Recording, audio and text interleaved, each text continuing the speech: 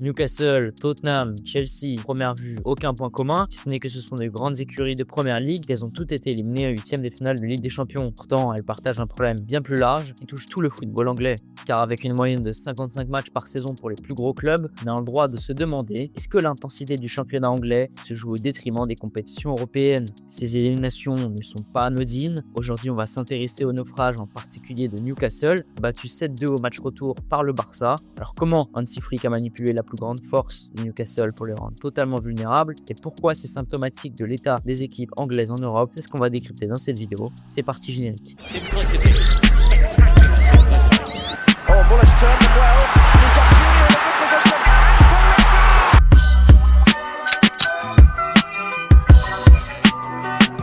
En première mi-temps, c'est l'intensité des Newcastle qui va leur permettre de tenir tête aux Barcelonais, car en gagnant de nombreux duels et en récupérant régulièrement le ballon haut, avec 14% de récupération dans le tiers offensif, contre 4% pour le Barça. Et dès les premières minutes, on comprend les intentions de Newcastle, presser, récupérer haut et imposer un rythme impossible à suivre, profiter de la densité des Barcelonais sans ballon et trouver Elanga isolé dans la profondeur. Et dû à la forte densité des Barcelonais sur le côté droit, le demi-espace gauche va être libéré, la passe va être trouvée sur Elanga, alors en égalité numérique. Dans l'angle mort de Bernal, il va permettre aux Magpies d'égaliser. Ici, les joueurs de Newcastle vont réaliser un marquage individuel sur l'ensemble de la moitié de terrain barcelonaise, ce qui va permettre de créer un surnombre numérique autour du ballon, et derrière de profiter du contre-pressing et de la forte densité dans l'axe des Barcelonais pour ouvrir de l'espace dans la profondeur pour Elanga. En réponse, le Barça ne va pas paniquer. Hansi Flick va mettre en place son piège du hors-jeu et va assumer de jouer avec une ligne défensive très haute. Une stratégie risquée qui va leur permettre de garder tout au long du match un bloc haut. Ici, on retrouve une forte densité de Barcelonais dans le demi-espace gauche. La transition semble être lancée pour les Magpies. Elanga va s'élancer dans la profondeur, mais Gérard Martin, l'avant-dernier défenseur, aura une position plus reculée. Résultat, le hors-jeu va être sifflé, permettant au Barça de sécuriser cette transition. Et face au marquage individuel, le Barça va faire la différence grâce à l'excellente conservation de balles de leurs joueurs. Comme ici, Pedri qui va fixer 3 joueurs dans l'axe de Newcastle et permettre à Yamal de se retrouver libéré sur le côté droit. Yamal va aussi faire la différence en attirant la fixation des joueurs de Newcastle. Résultat, des espaces ouverts dans le dos et une ouverture ici pour Rafinha qui va être laissé libre et qui va permettre d'attaquer directement la surface. Et à force de faire circuler le ballon, les Catalans vont épuiser le pressing des Anglais. Et c'est précisément ce basculement entre une intensité subie et une position dominatrice qui va faire complètement exploser le bloc anglais.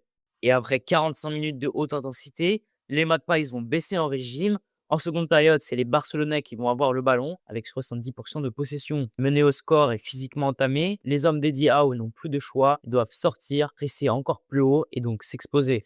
Menés au score à la fin de la première mi-temps, les Magpies vont se retrouver obligés de monter leur bloc. Ici, ils réaliseront un marquage individuel sur la sortie de balle des Barcelonais. Rafinha va être trouvé en appui et Fermin sera trouvé comme troisième homme directement dans la profondeur. Résultat, un but pour le Barça, dû à une ligne défensive haute sur le terrain et des joueurs qui ne suivent plus, libérant alors d'importants espaces dans le dos. Et ça, le Barça va l'exploiter. On retrouve la même chose ici avec un bloc médian de Newcastle en 3-4-3 avec des lignes défensives et du milieu compact pour fermer les solutions entre les lignes. Mais le décrochage de Yamal va fixer la position du défenseur central et va ouvrir de l'espace dans son dos. Et la conservation de balle de Yamal va faire toute la différence et va complètement déséquilibrer la défense des Magpies, ouvrant alors dans la profondeur de l'espace pour Lewandowski. Et grâce à la densité autour de Yamal, de 4 joueurs ici, Lewandowski va pouvoir s'élancer dans la profondeur et va pouvoir marquer un nouveau but en Ligue des Champions.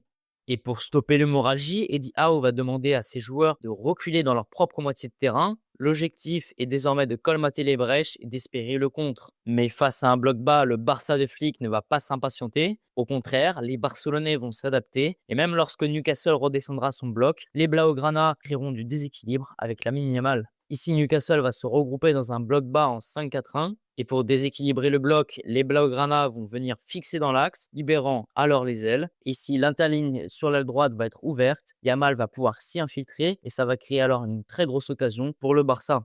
Et même quand Newcastle va réussir à récupérer le ballon grâce au marquage individuel, ils vont rapidement se retrouver neutralisés dans leurs offensives. Comme ici où les Magpies vont se retrouver haut en réalisant un marquage individuel sur la sortie de balle barcelonaise. Ils chercheront alors à trouver Elanga sur le côté opposé comme en première mi-temps, mais cette fois-ci les Barcelonais vont rester denses sur le demi-espace droit et vont complètement éteindre l'offensive. À nouveau ici, où les Magpies vont réaliser un marquage individuel sur la sortie de balle barcelonaise. Si dans un premier temps, la densité sur l'aile gauche va permettre à Newcastle de récupérer le ballon, les Barcelonais vont très rapidement refermer la solution sur la droite avec une supériorité numérique en 3 contre 1 et récupérer le ballon. Et même lorsque les Magpies tenteront de sortir le ballon proprement, les Catalans les en empêcheront en mettant alors en place un pressing orienté. Ici, le pressing orienté va se mettre en place avec un marquage individuel sur le côté gauche et dans l'axe. Le gardien aura comme seul et unique choix le côté droit. Yamal va alors presser la solution et la position va directement être récupérée pour le Barça. Et grâce à ce pressing orienté, les Barcelonais vont pouvoir récupérer très haut le ballon et vont pouvoir directement le relancer. Résultat, un 7e but, signé Rafinha. Avec un championnat domestique aussi intense, tenir la cadence à la fois en Première Ligue et en Europe pose de réels problèmes structurels. Le premier point noir, c'est la gestion des blessés. À l'heure où j'écris cette vidéo, Newcastle en compte 5, Tottenham 7. Si l'intensité physique a été longtemps la force des clubs anglais en Europe, c'est aussi un de leurs défauts majeurs parce qu'à partir du moment où une équipe adverse arrive à maîtriser ce jeu intense sans ballon, le verdict est sans appel. Et c'est précisément le piège dans lequel Newcastle est tombé face au Barça. Si en première mi-temps, leur intensité leur a permis de faire la différence, la seconde période a exposé un manque d'impact et d'adaptation face à une équipe barcelonaise nettement supérieure techniquement et tactiquement. Si vous avez aimé cette analyse, n'hésitez pas à la liker, la partager et à vous abonner pour soutenir la chaîne. Sur ce, je vous dis à la prochaine. Ciao!